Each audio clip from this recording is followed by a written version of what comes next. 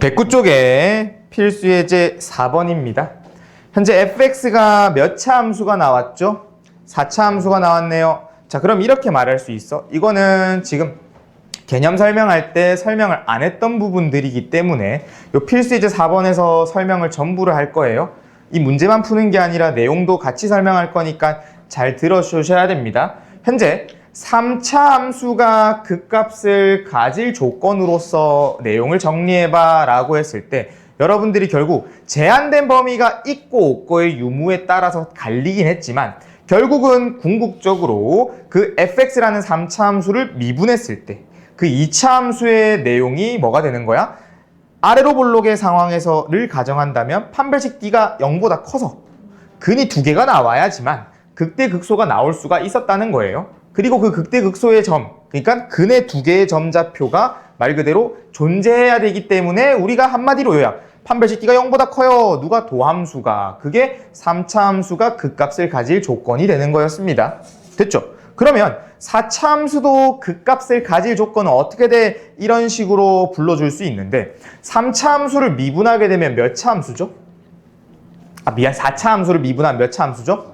3차 함수죠. 4x 세제곱에 12x 제곱에 4ax 이런 식으로 몇 차 함수였다고? 3차 함수였다고. 그러면 이 도함수가 3차 함수가 됐을 때 3차 함수가 생길 수 있는 그래프의 형태는 총 몇 가지입니까? 라고 한다면 7가지가 나옵니다. 많죠? 그리고 그 7가지를 다 설명을 해줄 거예요. 자, 봅시다. 우리가 3차 함수의 그래프를 그리기 위해선 3차 함수의 증감표를 배웠었네. 그리고 그 3차 함수의 증감표는 판별식 d에 따른 3가지 형태가 나왔었어. 그래서 그 그래프를 아까 전에 그렸던 그림으로 가져온다면 이렇게 생겼거나 직선에 가까운 곡선 이렇게 생길 거라고 했었죠. 그치? 이것의 도함수가 이런 그림이 나왔을 때 도함수가 이런 그림이 나온 거야. 도함수가. 그럼 내가 여기서 x축을 어디에 긋든 간에 이 두 놈은 어떻게 돼? 부호가? 항상 마이너스로 가다가 플러스, 마이너스로 가다가 플러스가 돼버렸네. 그러니까 이 두 놈이 3차 함수의 그래프였을 때 요곳에 도함수가 이런 그림이 나오면 저 4차 함수는 항상 내려가다가 올라가는 그래프가 될 거라는 거야. 내려가다가 올라가는 그래프가 될 거라는 거야. 이 두 가지 개형은. 되겠습니까? 다시 설명. 지금 4차 함수를 미분하면 몇 차 함수? 3차 함수. 3차 함수가 그래프 개형으로 그려지는 건 3가지라고. 그 판별식 d에 따르는. 그것의 그림을 그려놨잖니. 아까 전부터 계속 그려봤잖아. 그랬을 때 이 2가지의 3차 함수 그래프 개형이 나왔다고 생각을 해본다면 현재 요 놈은 도함수라고. 이것의 도함수. 그러니까 도함수니까 누가 중요하냐면 그것의 부호가 중요하다고요. 그래서 내가 대략적인 x축을 그어본 거야. 얘는 무조건 위로 올라갈 거라서. 그러면 0이 되는 점이 몇 개? 1개 있겠네. 1개. 그럼 이것의 그래프, fx의 그래프를 그려보면 내려가다가 올라가는 그래프가 나올 수밖에 없다고요. 이렇게. 되겠습니까? 그럼 이쪽 친구에서 우리가 바라보고자 하는 건 뭐였습니까? 극값의 유무였잖아. 그럼 얘 2개 점은 무슨 점이 됐니? 극소라고 하는 점을 가지게 됐네. 됐나요? 자, 그 다음에 이제 이쪽 친구로 올 거야. 요거 그래프로부터 개형이 5가지로 쪼개지는 겁니다. 이거 그래프가. 왜? 지금 내가 이 그래프의 개형은 3차 함수의 그래프니까 OK가 된 건데 이 3차 함수 그래프에 뭐가 중요하다고? 부호가 중요하다고. 왜? 3차 함수 그래프를 도함수로 가질 거니까. 그럼 이 도함수의 부호를 보게 된다면 x축이 어디 그어지냐에 따라서 부호가 완전히 달라진다고. 극대극소의 위치가 어디에 있냐에 따라 x축이 결정이 됐을 때 그 x축의 위치에 따라서 그래프의 개형이 5가지로 쪼개지는 겁니다. 그것을 나눠서 보여줄게요. 첫 번째, 우리가 이거 지워서 갈게. 첫 번째, 3차 함수가 이렇게 있을 때 제일 많이 나오고 제일 많이 관찰되는 이렇게 극대와 극소 사이에 x축이 있는 경우. 그럼 얘는 극대와 극소의 크기를 보면 극대는 양수고 극소는 음수였을 때가 나오는 경우입니다. 물론 이건 3차 함수에서 말하는 거야. 도함수가 말하는 거예요. 도함수의 크기가. 네. 근데 우리는 이거 도함수에서의 0이 되는 점을 보고 부호를 봤더니 이런 식으로 그림이 나온 상황이에요. 이번엔 또 3차 함수의 이런 그래프가 어떻게 생길 거냐면 이렇게 생길 수 있겠네. X축이. 그리고 3차 함수의 개형이 또 어떻게? 이렇게 있을 수도 있겠네. 그쵸? 그 다음에 이쪽 두 친구는 살짝만 지울게. 나중에 한 번 더 정리할 때 그려줄게요. 자, 이쪽에서 또 두 개가 더 있습니다. 그 두 개가 누구냐면 이렇게 되거나 이렇게 되는 거. 이렇게 도함수가 5가지 개형으로 나오게 되는 겁니다. 됐나요? X축의 위치에 따라. 그랬을 때 얘는 이 도함수의 부호를 살펴보자. 함수가 쭉 X축 아래쪽에 있는 마이너스로 가다가 마지막 부분에 점이 찍히고 플러스로 바뀌네. 얘는 근데 반대로 마이너스로 쭉 있다가 끝부분이 플러스가 되겠네. 얘는 어떻게 됐습니까? 마이너스 0, 마이너스 플러스네. 얘는 어떻습니까? 마이너스 플러스 0 플러스네. 그치? 그럼 이 그래프를 통해 누구를 그리는 거냐면 실제 fx의 그래프를 그린다고 생각을 해볼 거예요. 그럼 첫 번째 요 놈부터. 자, 요 놈의 그래프는 제일 많이 나온다고, 제일 많이 볼 수 있다고 생각을 할 수 있고, 생김새가 어떻게 됐냐면 내려가다가 올라갔다가 내려갔다가 올라갔네. 그럼 그 그래프의 개형은 내려갔다가 올라갔다가 내려갔다가 올라가는 거야. 맥도날드 뒤집어진 형태가 됐지. 여러분들 그 필수 예제 맥도날드 그려놨잖아. 그거 뒤집어진 형태가 되는 겁니다. 물론 요거의 그 크기 간격에 따라서 얘가 이런 식으로도 그려질 수도 있고 다른 쪽으로 이렇게도 그려질 수도 있고 다양한 형태들이 있습니다. 이거는 무조건 극대 극소점을 확인하시면 되는 거예요. 크기를. 그 다음에 이제 이 두 친구를 봅시다. 얘도 그냥 내려가다가 올라갔잖아. 물론 이것의 접선의 기울기들이 변화가 있기 때문에 아까와 같은 이런 그래프보다는 이쪽이 조금 더 이렇게 울퉁불퉁한 그래프가 나오는 거야. 울퉁불퉁한 그래프가 조금 더 이런 느낌으로 울퉁불퉁한 그래프. 접선이 달라져야 되니까. 요 놈도 어때? 이번엔 반대쪽이 내려가다가 올라가는 이쪽이 울퉁불퉁하게 올라가는 거야. 근데 얘도 결국 구조물은 내려가다 올라간다고. 내려가다 올라간다고. 그럼 요 놈은 어때요? 내려가다가 잠깐 멈칫했다가 다시 내려갔다가 올라간다고. 그럼 그래프로 봤을 땐 내려가다가 잠깐 멈칫했다가 다시 내려갔다가 올라간다고. 이렇게. 요 놈은 어떻게? 내려가다가 올라갔다가 내려갔다가 올라갔다가 올라갈 때 잠깐 멈칫했다 올라간다고. 이런 그래프. 됐습니까? 그러고 나서 아까 그래프 2개. 이런 7개가 있는 거야. 다시 동그라미. 이거 하나, 이거 둘, 이거 셋, 이거 넷, 이거 5, 이거 6, 이거 7. 그럼 7개 그래프 모든 거의 특징은 뭘 갖고 있니? 우리가 다시 보자. 이 4차 함수에 뭘 찾고 있다고 했어요? 지금 우리가 극값을 가질, 극값에 대한 내용으로 질문을 하고 있죠. 그럼 이 7개의 개형을 봤을 때 누가 무조건 존재해? 극소가 존재하네.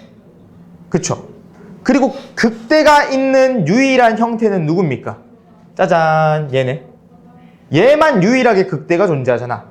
자, 이것은 무엇의 모양이었기 때문에 그렇냐면 최고차항의 개수가 양수였기 때문에 그래프가 이런 식으로 그려졌어요. 그럼 최고차항 개수가 음수인 그래프는 얘를 싹 다 반대로 뒤집어. 맥도날드 M자의 모양으로 나오는 놈. 그럼 얘는 전부 다 위로 볼록으로 바뀐다고 생각하면 돼. 위로 볼록으로. 다 뒤집어. 그럼 그때는 이 최고차항 개수가 음수였던 친구는 누가 무조건 존재하겠니? 극대가 무조건 존재하는 거야. 그럼 극소를 가지는 유일한 형태는 누구다? 요 놈이다. 그러면 생각을 해볼게요. 여러분들이 이 3차 함수라고 하는 도함수 친구의 그래프가 7가지 개형으로 나오게 하는 게 쉬웠니? 어려웠니? 어려웠잖아요. 그거 7개를 매번 다 분류한다고 생각해봐. 짜증나잖아. 그러니까 어떻게 분류를 하냐면요. 우리가 이 7개를 하나 빼고 나머지라고 할 거야. 하나 빼고 나머지. 그럼 그 하나가 누구겠니? 당연히 얘겠죠. 그래서 자, 다시 위에 거 읽어볼게. 4차 함수가 극값을 가질 조건은 조금 말이 바뀝니다. 다른 말로 인용해요. 어떻게 인용을 했냐면 우리가 4차 함수는 극값이 무조건 있어요. 아래로 볼록일 때 최고차항 계수가 양수였던 요 친구 그림 전체가 이렇게 아래쪽으로 볼록한 그림이 나오는 형태가 나온다면 그것의 4차 함수는 극소를 무조건 가질 거라는 거야. 반대로 최고차항 계수가 음수였다면 극대를 무조건 가진다고요. 되겠습니까? 그러면 극값을 가질 조건은 그냥 말이 성립하지가 않는 거예요. 그냥 얘는 무조건 가지는데? 그래서 질문이 바뀌어. 어떻게 바뀌냐면 극대 극소를 가진다. 이 극대를 가지는 거에 유무로 물어볼 거라고. 그때는 언제? 최고차항 계수가 양수일 때는. 극대의 유무를 물어보는 거야. 그랬을 때 현재 이 문제에는 극대를 가질래? 혹은 극대를 안 가질래? 그렇게 1과 6으로 나누는 겁니다. 극대를 가지는 경우 하나와 극대를 안 가지는 경우 6가지를. 되겠습니까? 그럼 만약에 최고차항 계수가 음수였다면 그때는 뭐를? 극소를 가지냐 마냐의 유무로 1과 6을 나눈다고. 1개와 6개의 그래프의 개형으로 나눈다고. 그렇다면 극대를 가지는 요놈의 한 가지 그래프의 특징이 뭐였을까?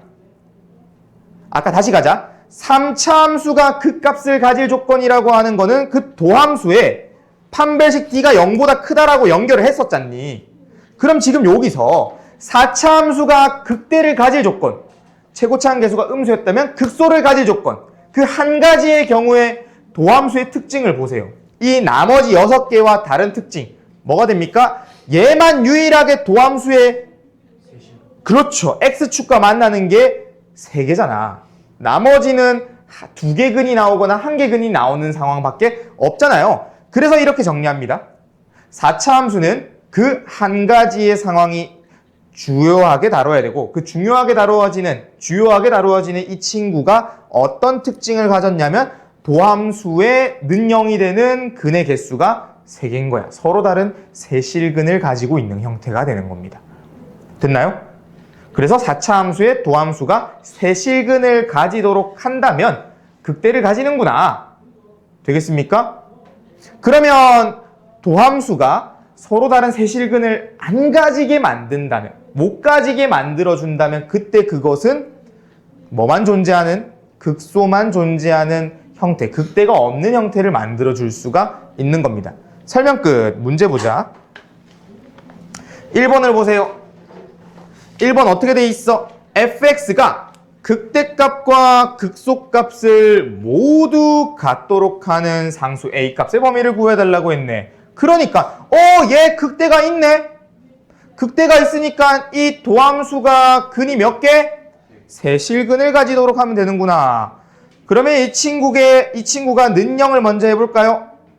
그럼 는영을 했을 때 4x를 묶어내서 x제곱 더하기 3x 더하기 a라고 말해줄 수 있고 이게 는영이 됐을 때 근이 몇 개가 나와야 된다고요? 3개. 그런데 우리는 근 하나를 찾아냈어. 얼마라고? 0이라고. 그럼 이 2차 함수가 근이 몇 개? 2개가 되면 되겠네. 그럼 이 2차 함수가 근이 2개가 되는 조건으로서 뭘 사용하면 되겠죠? 판별식 d. 왜? 2차 함수가 됐으니까. 판별식 d가 0보다 크다를 결합을 해준다면 9-a 제곱 됐나요? 미안. 4a구나. 쏘리.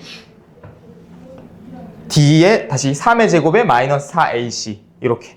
그게 0보다 크다. 그럼 a는 4분의 9보다 작다 해주면 되겠네?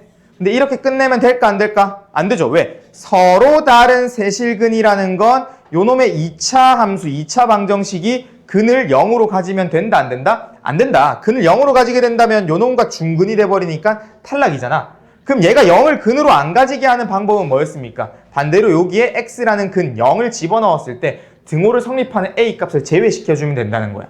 그럼 얘는 0을 근으로 안 가지게 될 거라는 거예요. 그럼 여기에 0 넣어보자. 0, 0. a가 0이 되면 근을 0으로 가지는구나. 그럼 그거를 제외해야 되네. 단 a는 0이 안 가질 거예요. 이렇게.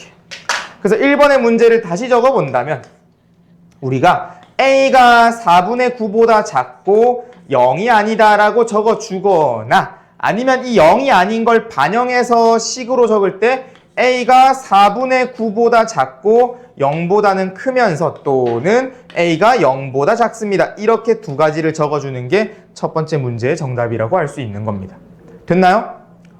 됐습니까? 그러면 이 동일한 문제에서 두 번째 뭐라고 적혀 있어? 이 fx가 극값을 하나만 가지고 있을 거래. 아, 그럼 이 극값 하나만 가진다는 건 무슨 상황인 거야? 극소만 가지고 있는 그 6가지 상황이잖아. 한 가지 상황을 제외한 나머지는 극소만 존재하잖아. 그럼 너희가 이 두 번째 문제는 극소를 구하면 극소만 있게 하는 현상을 만들어줘야 되네. 그럼 그 6가지를 다 구할 거예요? 아니라는 거야. 내가 아까 말했죠. 한 가지만 신경 쓰라고. 서로 다른 세실근을 구하라고. 왜 그러냐면 그 한 가지가 아닌 나머지 6가지 개형은 무조건 극소를 가질 거니까 얘가 아니기만 하면 되네. 얘가 되면 서로 다른 세실근이 되니까 극대를 가질 거잖니. 그럼 얘가 아니면 극소만 가지네. 그래서 이 친구의 여집합을 쓰는 겁니다. 이것들의 나머지를 쓰는 거야. 이것들의 나머지는 어떻게 돼? A가 0이거나 A는 4분의 9보다 크거나 같다. 왜? 제가 4분의 9보다 작으니까. 이게 두 번째 문제의 정답이 되는 겁니다. 이렇게 4차 함수가 극값을 가질 조건을 극대를 가지냐 마냐의 유무를 통해서 문제를 정리해 줄 수가 있는 거예요.